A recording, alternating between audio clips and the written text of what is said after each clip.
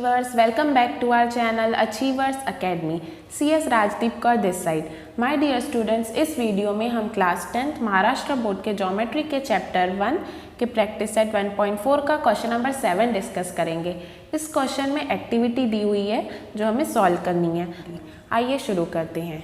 In the figure segment PQ is parallel to segment DE. जो PQ है वो DE से पैरेलल है, और अगर ये दोनों साइड्स पैरेलल हैं तो यहाँ पर मैं आपको एक बात बता दूँ, जब दो साइड लाइंस पैरेलल होती हैं और उनके बीच में अगर आपको F शेप बनता हुआ दिख रहा है, ये देखो F शेप दिखा 1 2 3 ऐसे, तो ये दोनों एंगल जो हैं ये इक्वल हो जाते हैं bye corresponding angle theorem.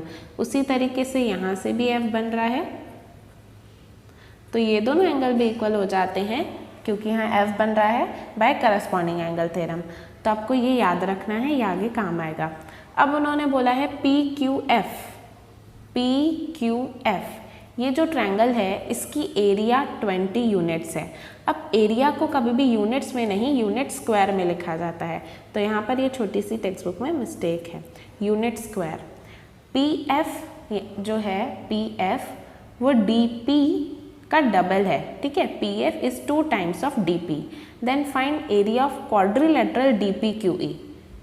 DPQE ये जो क्वाड्रिलेटरल है इसकी एरिया फाइंड करनी है bye completing the following activity. Area of triangle PQF is 20 unit square. देखो यहाँ उन्होंने करेक्ट कर ली है गलती. और PF is 2 times of DP. Let us assume DP is X. DP को X रखा है और PF जो है वो DP का डबल है, तो DP अगर X है तो PF कितना हो जाएगा, डबल ऑफ X यानी 2 टाइम्स ऑफ X. अब DF, ये DF किस किस को मिला के बना है, DP plus PF. DP plus PF. अब DP की वैल्यू क्या है X, PF की वैल्यू क्या है 2X. X प्लस 2X मिला के कितना हो गया 3X. In triangle FDE and FPQ, angle FDE यानी ये वाला एंगल किसके इक्वल होगा, इसके. मैंने बताया था corresponding angle theorem.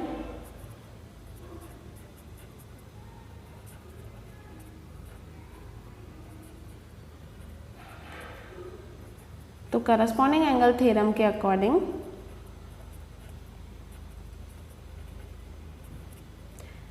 FDE equal हो जाएगा FPQ के, और FED इक्वल हो जाएगा FQP के. ये दोनों एंगल इक्वल हो जाएंगे.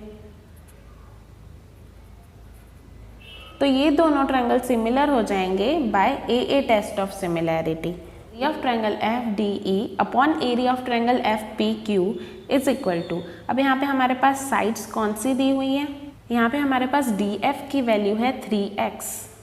DF ये पूरा 3X है और PF की वैल्यू है 2X, तो हम ये लेंगे DF का स्क्वायर और PF का स्क्वायर. DF की वैल्यू हमने कितनी निकाली थी 3X, और PF की वैल्यू कितनी है 2X. 3X square upon 2X square.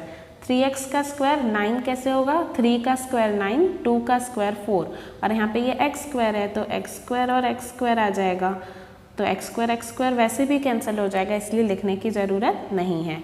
अब यहाँ पर क्या किया है, एरिया ऑफ FPQ यहाँ डिवाइड में है ना, इसको इधर मल्टीप्लाई में भेज दिया है, ठीक है. अब FPQ की एरिया, FPQ इसकी एरिया हमारे पास गिवन है. देखो PQF या FPQ एक ही बात है. इसकी एरिया कितनी दी हुई है 20 यूनिट्स, तो यहाँ हम लिखेंगे 20. अब यहाँ पे अगर हम सॉल्व करें 4 1 ज़ा 4, 4 5 ज़ा 20, तो यहाँ पर 9 × 5 कितना आ जाएगा 45. तो ये एरिया ऑफ FDE कितना हो जाएगा 45 यूनिट्स स्क्वायर. अब उसके बाद एरिया ऑफ क्वाड्रिलेटरल DPQE ये कैसे बनेगा, देखो ध्यान से समझना. ये पूरे ट्रायंगल में से अगर हम इस छोटे ट्रायंगल को माइनस कर दें तो बचेगा क्या DPQE. तो वही करना है. Area of triangle FDE F D E यानी ये बड़ा वाला ट्रायंगल, इसमें से माइनस किया एफ पी क्यू यानी छोटे ट्रायंगल को, तो क्या मिलेगा ये। अब एफ डी ई की एरिया कितनी है 45 और एफ पी क्यू की एरिया कितनी है 20। 45 माइनस 20 25, तो आंसर रहेगा 25 यूनिट्स स्क्वायर। तो यहाँ पे हमारा ये आंसर खत्म हुआ। I hope you are clear with this. Thank you.